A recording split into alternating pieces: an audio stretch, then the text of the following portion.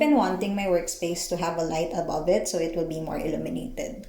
We have a main light, but it's a bit far from this space that most of the time I need to use a different lampshade to read my books because of course I need to take care of my already damaged eyes. Anyway, I wanted it to be part of the whole electrical wiring of the house, but that would take longer due to some stuff with adding Gina's ceiling. So Noel, my little brother, suggested to just buy a lighting fixture that I can drill to the wall. As much as I didn't want it at the beginning, I guess it's better than nothing and it's better than later. Did you have a project back in grade school when you had to create a simple circuit? I love that.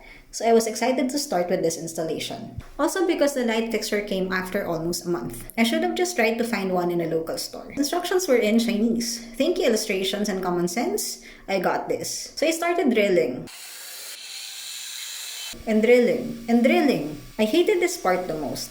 I was standing from a position I can't have proper balance and better forced to push the drill, but so be it. Also, I had to charge the batteries from time to time. Joke's on me, when I finished the first hole, the drill bit I used was too small. Good thing I have 10mm toxes and screws, and Noel has a 10mm drill bit. So I had to repeat it.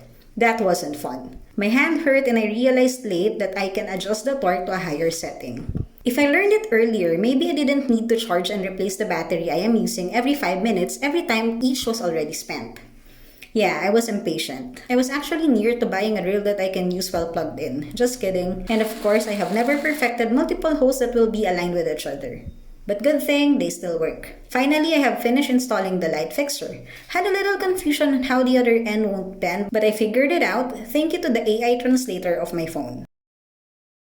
One problem here is that the switch is on its head, that I need a chair or I need to pull it down, which I don't want to do to avoid mishaps, so I decided to use whatever I learned from the simple circuit project and from what my tatay taught me when he repaired Nanay's light in our old sari-sari store. I bought the line switch to install it along with the lamp's wiring and a daylight bulb.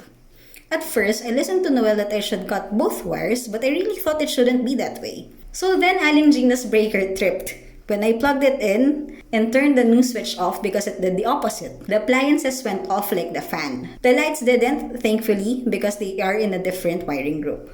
After confirming my thoughts about not cutting the other wire, tada! The breaker did not trip and the light is done.